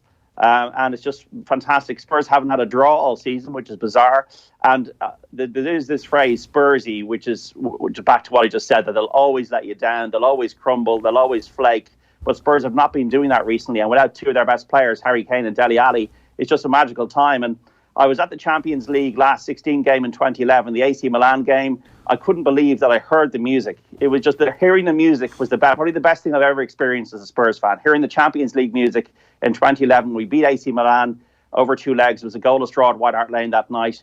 Went to play Real Madrid in the quarterfinals, but we never had a chance. We reached the end of our road under Harry Redknapp that season in the competition in the Champions League. But I actually think, folks, and it's not rose or lily-white coloured spectacles, I actually think Tottenham have a better chance of winning the Champions League than they do the Premier League, because on their day, Tottenham Hotspur can beat anybody. And the physicality they showed last night reminded me of when they bullied Pep Guardiola's Manchester City a couple of years ago. On their day, they could beat anybody. And surely the players like Son, Llorente, that come into the team are now starring and scoring goals, must have huge confidence. So it's great for the squad. Yeah, the other thing is that our Spurs squad isn't that big. They didn't buy anybody in the summer. That was the narrative that we've been hearing for such a long period of time. And yet, as you mentioned, they're missing their 2 world-class players, or certainly 2 of their world-class players. I mean, it's possible that there's a couple of others now beginning to leach into that category. But notwithstanding that, they were able to keep Trippier and Rose on the bench and not use them last night. Like, there is genuine strength and depth there. Wanyama was a midfielder that was highly coveted 18 months ago for his form at Spurs. Spurs have actually managed to upgrade, and he's not a bad sub to have on the bench. Llorente's coming off the bench, and again, slightly underrated, I suspect, because of the fact that he's had a relatively slow introduction to English football, but he's had a brilliant career. And then also Lamela is somebody who is finally beginning to show in fits and starts why they spent all that money so long ago on him. So there is some strength and depth and cohesion to the squad when there's as few injuries as they have at the moment. And I think that's back to what you're saying about Pochettino being so an attractive proposition. Even though he hasn't won a trophy at Tottenham, he's such an attractive proposition for Manchester United because he improves players. Like Harry Winks, I thought was tidy. Sissoko, I thought was clumsy. But Sissoko, the way he's been playing recently, he's like a rugby player. He's like a battering ram. And when you've got a player like Christian Eriksen, who is a world-class player, who I think probably is the best player in the Tottenham team, putting balls on a plate for people, like Llorente, who's a good header of the ball, you can just see the improvement that's been made through the Tottenham team. I don't think Trippier's played well that recently, and he's on the bench, and there you go. So I think Pochettino has got everybody singing off the same hymn sheet. I actually think that, in a way, if you're signing players for big money in January, is that going to disrupt the cohesion of the squad? And maybe Pochettino, through the fact that he's improved players, and that Lucas Moura, for example, has come back almost like a new signing, suggests to me that they're very, very stable, very unified. And they always seem like a unified bunch. And I think that is reflected in the character they've shown to win at Fulham, Harry Winks late goal, to beat Watford coming from behind, late goal against Newcastle. Eriksen's chipped in with a couple of late goals this season. And they're able to find another gear. And that they're doing it without their best players is pretty impressive. And Tottenham tend to go on runs during a season. They might, like when they nearly caught Leicester for the title, they went on a run and then they faltered. I suppose history will always tell us that we're waiting for Tottenham to falter. They got to go to Manchester City. They got to go to Liverpool. They got to play Chelsea. They got to play Arsenal in the league. That's why I think the Champions League, all you got to do is win now. Well, you don't need to even win them all. You got to get through 3 ties now. The quarterfinals, I have to think they're probably into the quarterfinals. Quarterfinals, semis and final. They have a better chance because I think City and Liverpool will ding-dong it out between them for the Premier League title. But I can see them being at the top 4. I don't think the stadium thing is going to happen this season. But, that's not necessarily a bad thing. And it wouldn't be great to be bringing the Champions League trophy to the new Ireland Lane. We can only dream, guys. I suppose we're on a high this morning. And with Cheltenham coming soon, it's a good omen. Do you think that Spurs can realistically hold on to Maurizio Pochettino if Manchester United or Real Madrid come calling? It just depends. Like, Daniel Levy will have to open the purse strings. Like, I think it's just a very exciting time to be a Spurs fan. Of course, the stadium is costing a lot of money, but it just depends on how much money is available for him. Like, London is an attractive place for any club. I think a lot of the players are happy there, but this comes down to wage bill. It comes down to money for transfers, and Tottenham have been able to straddle it. They've been able to get away with it to date, but there comes a time when players are just offered just too much money that they'll eventually go, and then you also need to spend in the market to compete. He's done a brilliant job of improving players. When Harry Kane was on loan, it was at Leicester at one stage. So I think we're in the sweet spot at the moment, but I don't think they can go on forever. And I think if United offer Pochettino, huge money, Madrid the same. But I would think about those two clubs. Those clubs don't look to me to be the most stable clubs as clubs. I think Tottenham is a very well-run club. It's got a good academy. You've got good young players coming through. You've got a great new stadium to go into. I'm not so sure that Real Madrid, I think, is a poison chalice for anybody. You win 3 Champions Leagues, it's never good enough. And we saw with Lopetegui how it can damage somebody's career if you're not ready for it, or if things don't go well. So it's never good enough for Real Madrid. And for Manchester United, I would question whether the structures are in place at the club and the way the club is being run for Pochettino to go in there and turn things around quickly. Because I think Manchester United is going to take a lot of working and a lot of years for somebody to work on. And hasn't Pochettino put in those years at Tottenham? So why would he change? Why would he move? So I think it's a difficult decision for him. I also think it's a little bit disrespectful to Tottenham, because Tottenham are a different club now. They're not the club that they were. It's a little bit disrespectful to go, oh, well, he just signed for Manchester United as a new manager. Of course, United are one of the biggest clubs in the world globally, but Tottenham are a growing club, and they're going to be in the Champions League, no question, next season. Manchester United might not be. So I think there's a little bit of a legacy thing with the way people think about Liverpool or Man United, that they've got an entitlement to get anybody they want. They do, but the club has not been run in a very good manner. The fact that the appointments they've made with Moyes, with Van Gaal, Mourinho didn't work out, Solskjaer got exposed the other night. And I just think, the grass is not always greener on the other side. Mauricio Pochettino's got a big decision to make, but I think his decision will be really determined by what Daniel Levy as chairman does, and what Joe Lewis, the real owner of the club, out in the Caribbean, decides regarding the purse strings of the club. All right, John, good stuff. Thanks very much for joining us. See you, lads. John Duggan giving us it's a good point about, like, if you're Daniel Levy, just give him whatever money he wants. Would you automatically give up Spurs in their new stadium to go and work at Man United? Would you? Like, Man United's wage bill bigger than PSG's. They've got those legacy contracts. How are you actually going to get rid of Alexis Sanchez on that deal? No one's going to take him off you. You're walking into the problems that have been made by throwing money at a solution when that was completely the wrong thing to do, whereas at least you are the boss. You know everything, every nook and cranny of Spurs at the moment. Yeah, there's definitely an appeal to that, and if he realistically believes that he can win a Premier League title or a Champions League title with Tottenham, then why would you leave? The question is, can you realistically dream of doing that as Tottenham Hotspur manager? Well, if Levy does loosen the purse strings, as John says, and decides to pay to keep Maurizio Pochettino, then he might go out of his way to bolster the squad a little bit, because they probably do need a deeper squad to actually win the Premier League. That being said, they've kind of disproved that quite a bit over the last 2 months, haven't they, in terms of surviving in an all right manner with injuries and with, say, the departure of Heung-min Son to the Asia Cup. Been a bit lucky though, haven't they?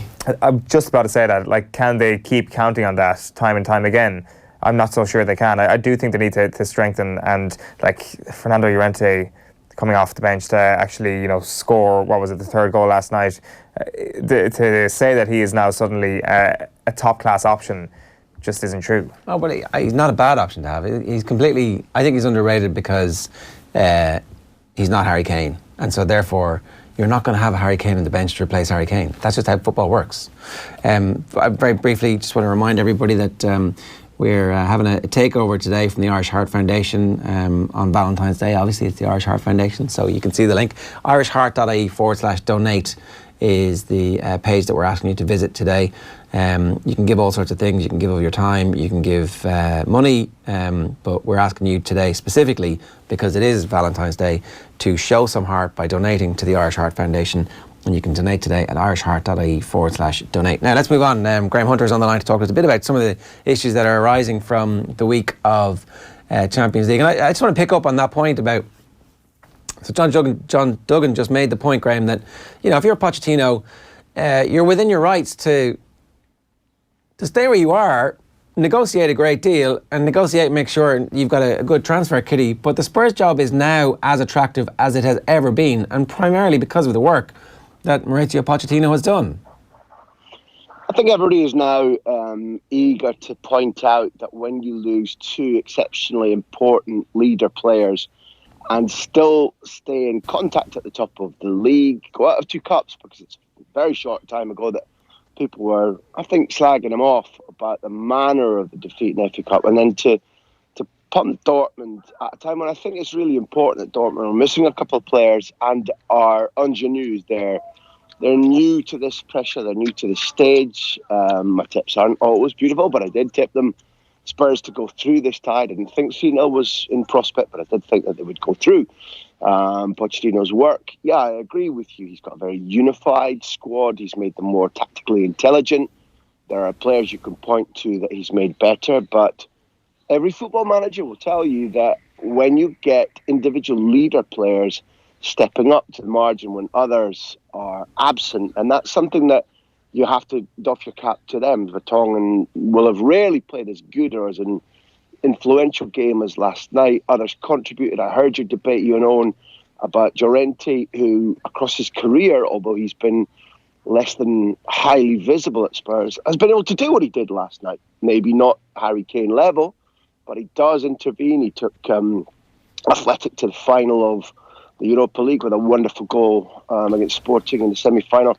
Dotted across his career, he's done it for Spain as well and Juventus. So, yeah, I do laud Pochettino, but I think what we saw last night was a slight combination of circumstances where a very unified, very motivated Spurs found a Dortmund who, if you look at the last couple of weeks, the way in which they've tossed away leads, the way that Alcacer and Royce were both missing, if you look at the way in which they were knocked out of the Cup, generally I think that their timing was perfect for Spurs last night, and my admiration goes up because they took advantage. Okay, so the other aspect of the Pochettino stakes at the moment is potentially Real Madrid. I don't know how likely or otherwise that is, but again, the point that John was making, like if you're Pochettino, you're looking at what goes on at Real Madrid. Zinedine Zidane wins Champions League after Champions League, and there was constant talk about getting rid of him. So, like, do you look at that and go, well, I have to take that job because it only comes around every 18 months or so? I don't know. Whoa. No, Zidane walked away. There wasn't anybody talking about getting rid of him. His performance was exceptional. And the thing that Pochettino will be looking at, Jar, are the words that Zidane used. Look, just after Zidane left, Poch was at a wedding where Jose Angel Sanchez was and Florentino Perez was. It took place in Madrid. And they told him, listen, if you hadn't renewed your deal without a buyout clause, we'd have come and got you. You'd be the Real Madrid manager this summer, i.e. last summer, 2018. What Pochettino's level of desire is to stay or go, I can only estimate. I don't know for sure. What he must know is that with the new stadium, with the degree to which there are suitors for Eriksen. It's not simply about whether he can get more money in his contract or a larger term of tenure to feel more secure. It is going to be about renewal. It is vital that if Spurs want to break through and say our minimum objective is the quarterfinal of the Champions League, our minimum objective is top four, now it's time to win a trophy, League Cup, FA Cup, League, be it what it may. At that point, as well as he's performing now, he does need elite level players recruited. He does need some of his current players being rewarded with salaries that they know they can get elsewhere. That's a conversation with Daniel Levy that he wouldn't have to have with Florentino Perez, because Florentino Perez is a boom and bust president. He will want to invest this summer because the squad requires it, albeit that the squad at Real Madrid now looks to have more equilibrium, more dynamism, more promising youth than it did, even in the reign of Julian Lopetegui, which began last July. Yeah, okay, so what is likely to happen at Real Madrid then? I don't know, Ger. I'd be a liar if I said it did, because Solskjaer is doing that most wonderful thing. Like YouTube, if this was a YouTube video, it'd be a cruiser heading towards the rocks and everybody screaming and holding their head, and then suddenly the cruiser with a new captain on board has its path averted and is going to dock beautifully, because he solved problems consistently, treated Marcelo and Isco the way that they needed to be treated. Isco was a surprise to me. Marcelo was overdue. His promotion of Reguilón and Llorente, and particularly Vinicius, now seems visionary, but his tapping on the shoulder of Antonio Pintus, the fitness coach, and saying to him, rid the cobwebs from the World Cup players, get them in shape, get them dynamic, get them ready for February, March, has worked absolutely brilliantly. Real Madrid are a very, very good watch at the moment. They're thorny. They're as hard to put down as Paris Saint-Germain and Liverpool and Bayern Munich and Juventus found during those runs to win the Champions League. I fully admit that at the beginning of the season, I didn't think this was a squad which could remain unsated enough, hungry enough, and without Cristiano Ronaldo's goals to win the Champions League for a fourth consecutive time. I don't think they're favourites to win it yet, but I'm having to change my view. They're in brilliant shape. They're playing with elan and flair and self-belief. The big guns are firing. There are players to come back who will be important. It's a really as disastrous, as comical, as keystone as the late summer, early autumn was under Lopetegui. It is now interesting, convincing, thrilling, and whether he gets the job or not, Solskjaer is making one hell of a case that he should be the new Zidane and that he should be retained. Yeah, one of the big stories this week as well, Graham, has been Paris Saint-Germain's performance against Manchester United, and the very simplistic view, perhaps, that Paris Saint-Germain are perhaps just a more effective team when Neymar is absent. As I say, it is quite a simplistic view. Is there any truth in this? I think if you ask people who are at the Parc des Princes or on the away trips with PSG each week, they won't answer yes to that question. They will say that it has been an interesting process to watch Mbappe when he's playing with his two fellow strikers. I think Cavani's pedigree and Cavani's team play and leadership is not in question. That's natural to him. Neymar adds magic, adds filigree, adds goals that aren't just decorative. He wins games. Paris Saint-Germain are undoubtedly a different side. Rather than looking at Neymar solely and his absence, Mbappe's maturity in that performance is slightly different from when he feels he has to either outperform Neymar, or when Neymar's absent, he has to do two jobs. So Mbappe, number one, apart from the thrilling nature of his performance, showed a maturity which he doesn't always show, and at his age, how could he, every week? But above and beyond that, I think, certainly when I've been watching the modern Paris Saint-Germain, I saw a display, and as disappointed as I was in Manchester United, who I thought could win that title, Old Trafford, I genuinely believed that. I was wrong. I was taken by surprise. That was a Paris Saint-Germain performance against a decent rival in an away ground where I saw more of their players hit a 9 out of 10, 10 out of 10 level than I think I've seen in the modern project since the petrodollars came into the club. I thought it was almost error-free, ruthless, They were convinced. They played as a unit. I don't think that it was because Neymar wasn't there and therefore they took away a lazy, sloppy element, which I think is the debate you're referring to. I think I saw leader players going, well, two big players aren't there. We'll go and win this now. Okay, good stuff, Graham. Thanks for being with us this morning. Cheers. It's Graham Hunter giving us some thoughts on that. It is interesting, that debate about Paris Saint-Germain, and the Ewing theory is a pretty easy one for a sport like basketball. It doesn't quite apply as much in football. A reminder today that it's Valentine's Day. We're asking you to show some heart by donating to the Irish Heart Foundation. You can donate today at irishheart.ie/donate. We're taking over the airwaves today with an Irish Heart Foundation takeover. Get on to irishheart.ie and have a noodle around, but make sure you end up at irishheart.ie/donate, and you can get involved in the great cause that is the Irish Heart Foundation, helping to combat heart disease and stroke. Now, we want to bring you this because we're going to get Darren in and run through the day's sports news. But before that, here's some more from the really interesting... Jamie Clarke's just a really interesting guy, and he was in the studio yesterday for a good long chat with Joe. We've already brought you a little snippet of the discussion that they had around fashion. Here he is talking about the analytical approach of Kieran McGuinness's management style, and he says that he thinks McGuinness's planning big things for the county. Have a look.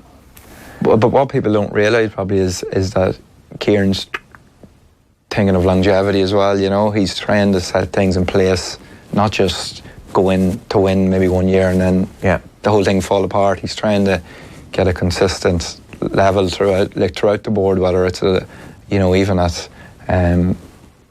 at a board level, right? Like it's nearly like making sure that everything's done the right way. Exactly. Because we had him at a roadshow last year, pre-All-Ireland one. Jim McGuinness was there, and James Horn, and he was there, and geez, he's impressive. Like, he's very personable.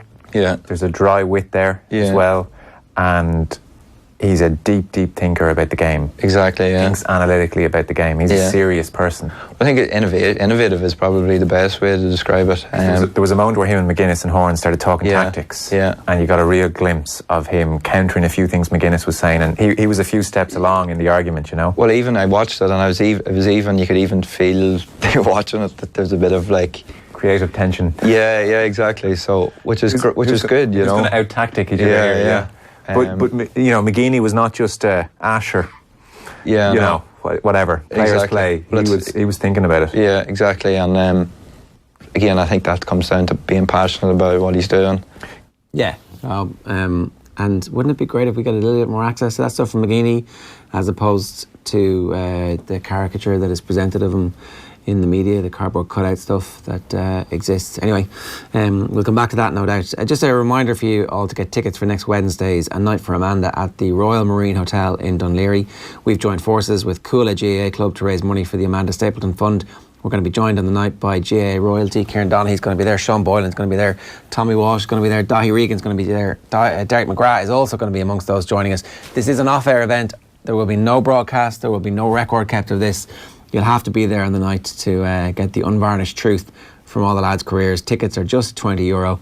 It's for a great cause. You can just email adulthurlingcoola@gmail.com for tickets. adulthurlingcoola@gmail.com. And if you missed that, don't worry, you can always tweet us and we'll send you the details. It is next Thursday night at the Royal Marine Hotel in Dunleary. Sorry, next Wednesday night at the Royal Marine Hotel in Dunleary. Now, Darren is here. Darren, how are you?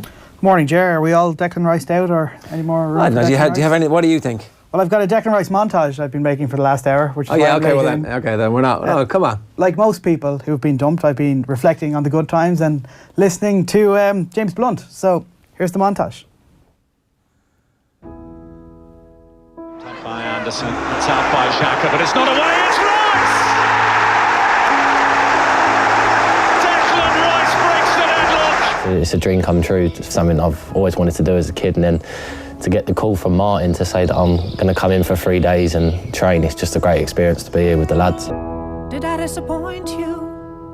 How did your family react then? Oh, my family are so proud. I just wish my nan and granddad could be here to see it because they are from Cork. How surprised you were to hear David Gould challenge Manuel Pellegrini to turn Declan Rice into an England international? Well, it's going to be pretty difficult if he's Irish, and he is Irish. And he's given every indication that Ireland is where he wants to play. Yeah, because he's Irish. Where else would he want to go? If you had a choice, Ireland or England, pretty straightforward, isn't it? Ireland. Did you hear the comments from West Ham that they want you to try or the new manager to make into an England international, and what did you make of it? I'm not going to take too much by it. You know, he can say that. Obviously, that's his opinion. But I'm here tonight. I'm playing for Ireland, and I've just been focused on doing that. He shouldn't have to persuade players to play for us. But if there's a situation like this, of course, it's up to make the best play. He's trying to persuade someone to come and play for us. Yeah, but look, when you've got a relatively... It shouldn't be a career move in national football. I've said this so many times that it should be our best against your best. Do not take the shirt. I was called up for England when I was 18. I had the same sort of decision. There was never Ireland on the horizon for me at that stage. I wasn't called up at that stage, so it was never there. It was never in my thought process. Goodbye, my friend. You have been the one. You've always got to play well when you put on the Irish shirt, because you never know those people that want to take that jersey off you. Oh. They're called Englishmen, the people who want to take that Irish jersey off you. Declan Rice, we'll miss you. We'll always have Turkey. Jan Vertonghen started for Tottenham as they beat Borussia Dortmund 3-0 in the Champions League last night. Usually a centre-half, the Belgian was deployed at left-back due to injuries. He delivered a wonderful cross for Son Heung-min to open the scoring before volleying the second himself. Boss Mauricio Pochettino says these are the kind of bold selection decisions managers need to make. Today 3-0, maybe everyone say, oh, fantastic decision, should be different result. Everyone, for sure, I was the worst coach on the world. But the most important is the balance. Now I am not a genius. If you lose, you are not a disaster. I think sometimes people underestimate us. I think we play much better than sometimes the people assess us, but you cannot fight with the perception of the people. I think, like I told you, my players are heroes. Now, Real Madrid defeated Ajax 2-1 but needed a big helping hand from VAR. It was used for the first time in the Champions League to disallow a goal for the hosts. Second half goals from Karim Benzema and Marcos Asensio put the Spanish side in control of the tie. Ajax thought they scored the all-important opening goal in the first half, but Nicolas Tagliafico's header was ruled out by VAR due to a marginal offside call on Dusan Tadic. He was obstructing Thibaut Courtois. We know that Ajax team not that great away from home. We saw them against Benfica and tie over in Lisbon. They were grand. They weren't very impressive at all, were they? No. They've done well to get this far, I think, is probably what you're going to say about Ajax, what a lot of people are going to say about Ajax. 3-0 home win for Real Madrid in the next leg. That's my prediction. Even how bad Real Madrid have been this year? Yeah, but Graham was making the point that Solari's turned things around.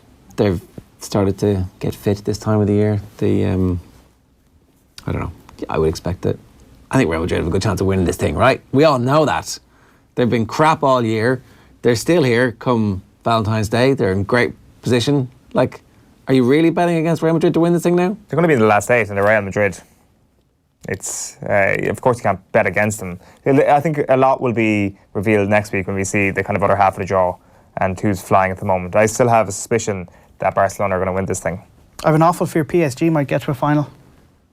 And if they get to a final, they might win it. Finals in Madrid this year. So, have Madrid ever won it at home in the modern era?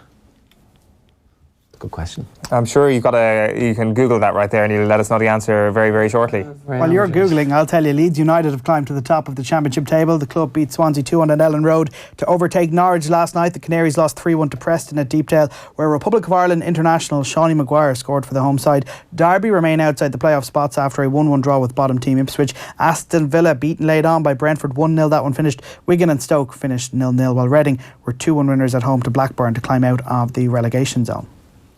The development of Páirc Uí Chaoimh has cost almost 10 million more than was originally estimated. A report by 2 stadium board members has returned an estimated cost of €95.8 million in 2017. The estimated cost was €86 million. Shannon Gabriel has revealed that he asked Joe Root if he liked boys during the cricket test between England and the West Indies. The England captain responded to that remark by saying, "Don't use it as an insult. There's nothing wrong with being gay." He's been roundly praised for those remarks of inclusiveness. Gabriel is warned by the official umpires for his on-field actions and subsequently handed a 4-match ban by the ICC. He said he is deeply sorry for the words he used. Well, the IAAF have rejected suggestions that they will tell a court female athletes with high testosterone levels should be classified as male. Olympic champion Caster Semenya is challenging a proposed rule that aims to restrict the level of testosterone in female runners. The case will be heard at the Court of Arbitration for Sport next week. Reports claim that the legal team acting on behalf of the IAAF will argue that Semenya is a biological male, but the IAAF say it is not classifying any athlete with difference of sexual development as male. They say if a DSD athlete has levels of testosterone, they get the same increase in bone and muscle size and strength and increases in hemoglobin that a male gets when they go through puberty, which is what gives men such a performance advantage over women. Therefore, to preserve fair competition in the female category, it is necessary to require DSD athletes to reduce their testosterone down to female levels before they compete at international level. Done? That's me. All right, good stuff today. Thanks for that, Darren. That's pretty much all we've got time for on the show today, unless you have anything else you want to add to the farrago that is the Declan Rice saga at this point. There's hasn't been enough said about it yet, so therefore I think I don't have enough time to actually get everything off my chest to actually add to the conversation. Has there been less anger than I thought there would be? I thought it'd be way more bitter. I think because, you know, when you think about it, it's been handled expertly, like by Declan Rice. Get it out there with the initial shock, get everybody angry at that point. But we all knew at that point really that it was gone. Has there ever been a relationship where somebody has clawed it back from that, which hasn't been like a bit stalkerish or a bit weird and ended in a restraining order? I'm sure it depends how much money they have. But he was too full on. That was the problem. He was talking about how proud his grandparents was and yeah, but that's how all shocked he true. was when he got the call and how he just loves the national anthem and how he remembered it instantly the first time he heard it. Or maybe Declan Rice just likes pain and is just sitting over in West Ham at the moment, in London at the moment, with his feet up, looking at the Irish media reaction. And he's like, God, I've made an entire country feel so shit. I feel so great about this. Maybe he just loves pain. But inflicting pain. I mean, the masochist. Exactly. I'm not that disappointed that somebody who didn't really want to play for us isn't playing for us. I am disappointed that we've lost a generational talent. That's the disappointment. Like, you go and you watch top quality football and the best footballers stand out. Disappointment. Well, it's the same person. You can be just as angry with them no matter what. I'm not angry about it though. Like, you can't be angry about somebody picking the country of their birth. How would you feel if Declan Rice's progress flatlines? If he just if this is it, if we've already seen the best of Declan Karma Rice. bitch is basically what you're saying. Well, he's asking, would you say that? In the style of Jack Grealish. All I'm saying is that, Jack Grealish. The Jack Grealish story is yet to be fully written. He nearly ended up at Tottenham last year. I mean, you know, as a Villa fan, it was like, oh my God, really? Now you're going to be crap? What? Maybe Declan Rice could go to Manchester City and become Fabian Delph, and there is no opportunity at full-back for him or at centre-back, and he just fades into mediocrity. Would you like that, Owen? Would that make you happy? I wouldn't like it, Darren. That'd be the universe balancing itself out. I would love it. There is an opportunity. Would you really? Are you bitter about this? To be honest with you, the more the morning's gone on and the more I hear James Blunt singing in my ears, the more I start to think we've been screwed over here. Oh, we have. It's not that he left, it's the fact that he was so full on when he was here about how great Ireland was and how much it meant to him. It clearly meant nothing to him. If it gave him a cap and none of that, then that was all true. Like, that retrospectively is all true. It was true at the time. It couldn't have been true. It was true. Yeah. He hammed it up. He you would exaggerated. be pretty excited as a 16-year-old to be getting capped. You'd be pretty excited to because at that stage, England weren't interested. Remember this? Remember we're aware of him. Everybody says okay, how good is this guy anyway? And he waited 5 months after the Irish hacks tipped him off and got, here, listen, this guy Declan Rice can still play for you. Do you know that? And he's like, oh, yeah. So it's the Irish hacks' fault. And then 5 months later, he goes, I should check out that Declan Rice guy those Irish journalists told me all about. I pretended we knew all about him. I looked like, who is this Rice guy? What? I mean, that's the best conspiracy theory. You're blaming the kidnapper. Sometimes the kidnapped is not so innocent. In this one instance, not any other instance. Stockholm Syndrome. Yeah. My favourite line from Die Hard. He didn't get any in Ireland. He got no Stockholm Syndrome here. I actually don't. I always forget to call it Stockholm Syndrome because in Die Hard they call it the Helsinki Syndrome, and then your man, because that's Helsinki, Sweden. It's brilliant. He mansplains the Helsinki, Sweden. Anyway, do you remember that line? I have absolutely no recollection of that line, but it's probably the best line in cinema. It's a classic. It's an absolute classic. It's good. But anyway, I think that Martin O'Neill should have just capped him. Should have capped him at the time. This whole thing would have finished. That notion that you can't give somebody a cap for nothing is bollocks. Are you calling on Martin O'Neill to apologise? Is that what you're doing this morning? Go for it. Down the lens. But all I'm saying is that Martin O'Neill owes all of us an apology. He does, because down the lens. Go on, do it. Martin, you know yourself that this is your fault. He has created a culture of choice. Messed up. There wasn't a culture of choice before he got there. Then Grealish, Liam Kelly, and Declan Rice liked it. You know, like when we went, was it in Chisinau, that game against Moldova? Like he thought the Declan Rice saga was Moldova at the time, and unfortunately it isn't all over. That's the level I'm bringing it down to this morning, due to being forced to make Martin O'Neill apologise. Oh, Owen. And there goes your career. Would you fight Martin O'Neill? Would I fight Martin O'Neill? Yeah. Let's never ever kind of sink to that level ever again. What is he, 68, 69? You could beat up an old man. I don't think you could. I think Martin O'Neill will kill you. Yeah, he's wiry. He looks like he'd fight dirty too. Yeah, he probably wouldn't stop. It'd be the kind of stop he's dead Simpsons meme. That would be me. And I guess it's Declan Rice's Ireland career as well. Last point, the memes have been crap. They haven't been great. What's the story? It's kind of the same thing. It's apathy as well, isn't it? The good one, though, has been, when Apu rings the doorbell and laughs at Marge and Homer. How do you like it? How do you feel? There's one of them where Apu's face is Northern Ireland and answering the door is the FAI and he's like, how do you like it now? It's pretty good. The Northern Irish football fraternity must be laughing at all of this. And rightly so. Like, it's a fantastic punchline on what has been... You know when a joke is funnier when you keep it going and you wait for the eventual punchline. Declan Rice has helped add to that humour for Northern Ireland. But if you're laughing at it from Northern Ireland, then you accept that he made the right decision, and so therefore anybody who is nationalist and wants to play for the Republic should be allowed to play for the Republic, which is 100% true, as is their stated right under the Good Friday Agreement. Now I know a bunch of people in the North and in the UK want to rip up the Good Friday Agreement, but screw you, you're not going to be able to. But I don't think anybody is saying that. Nobody in this studio is saying that Declan Rice doesn't have a right to do what he did. All right. He's got every right. It just hurts. No, I think he's no right to do it. It hurts. This Valentine's Day, show some heart. Talking to you, Declan Rice. By donating to the Irish Heart Foundation, you can donate today at irishheart.ie/donate. We're taking over the airwaves today to remind you of all the great work that the Irish Heart Foundation does. Check out irishheart.ie, but eventually make sure you get to irishheart.ie/donate. And show some heart by donating to the Irish Heart Foundation. Kevin Caban will be on Off the Ball this evening with Nathan. And, I'm interested to hear what his take is on Declan Rice. He might actually tell us what he really thinks about the Declan Rice situation tonight. Kevin Caban breaks silence. Yeah.